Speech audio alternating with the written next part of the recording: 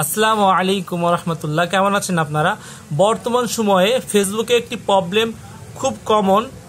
আপনি ফেসবুকে professional mode on করেছেন, ভিডিও আপলোড করছেন, খুব ভালো ভিউ হচ্ছে এবং রিচ পাচ্ছেন, এক কথায় সব কিছু হচ্ছে, কিন্তু আপনি টাকা আর্ন করতে পারছেন না, মনিটাইজেশন পাচ্ছেন না। এই সমস্যাটি কেন হচ্ছে, এটা কিভাবে সলভ করবেন বা এটা কিভাবে চেক করবেন চলুন দেখিয়ে দিই। এজন্য আমি সরাসরি মোবাইলের স্ক্রিনে চলে যাচ্ছি। আমরা ফোনে চলে আসার পরে ডাইরেক্ট ফেসবুক থেকে প্রফেশনাল ড্যাশবোর্ডে চলে আসব। প্রফেশনাল ড্যাশবোর্ডে চলে আসার পরে নিচে স্ক্রল করব। স্ক্রল করলে আমরা দেখতে পাবো প্রোফাইল রিকমেন্ডেশন, এখানে টাচ করব।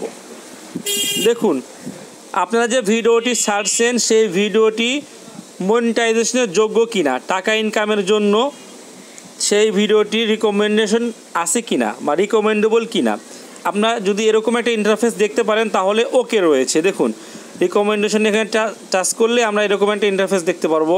এখানে সব কিছু শর্ত লেখা রয়েছে। এরপরে প্রোফাইল স্ট্যাটাস দেখতে পারবো। একটু অপেক্ষা করুন, দেখুন সব কিছু ঠিক রয়েছে। এখানে যদি সব কিছু ঠিক থাকে, ফ্ল্যাগ কন্টেন্ট না থাকে, প্রোফাইলে কোনো ইস্যু না থাকে, তাহলে তো আলহামদুলিল্লাহ আমরা এখান থেকে বের হয়ে যাব। এরপর আমরা দ্বিতীয় স্টেপে দেখব। এই জন্য আমরা এখান থেকে বের হয়ে চলে যাব। আমরা পুনরায় ফেসবুকের হোম পেজে ফিরে আসব এবং থ্রি আইকনে টাচ করব। এরপর আমরা নিচে স্ক্রল করব। হেল্প অ্যান্ড সাপোর্ট যে অপশনটি রয়েছে এখানে টাচ করব। দেখুন আমরা এখানে সাপোর্ট ইনবক্স একটি অপশন দেখতে পাচ্ছি, এখানে টাচ করব। একটু অপেক্ষা করব। এরপরে আমরা প্রথমে রিপোর্ট অ্যাবাউট আদার্স এখানে টাচ করে দেখব এখানে কোনো ইস্যু আছে কিনা। দেখুন আমার এখানে 2টি ইস্যু ছিল, সেগুলো অলরেডি ডিলিট হয়ে গিয়েছে। এগুলো আর এই অবস্থাতে থাকবে, অটোমেটিকই চলে যাবে। এরপরে আমরা এখান থেকে বের হয়ে যাব।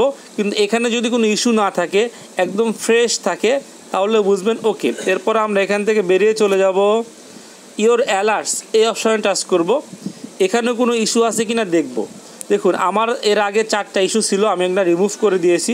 যদি আপনার এখানে একদম নো ভায়োলেশন, নো অ্যালার্ট থাকে, তাহলে বুঝবেন আপনার ফেসবুক অ্যাকাউন্টটি রিকমেন্ডেবল, মনিটাইজেশনের যোগ্য। আর যদি ইস্যু থাকে তাহলে সেগুলো সলভ করবেন, তারপরে কন্টেন্ট আপলোড করবেন। আশা করি বুঝতে পেরেছেন। আজ এই পর্যন্তই।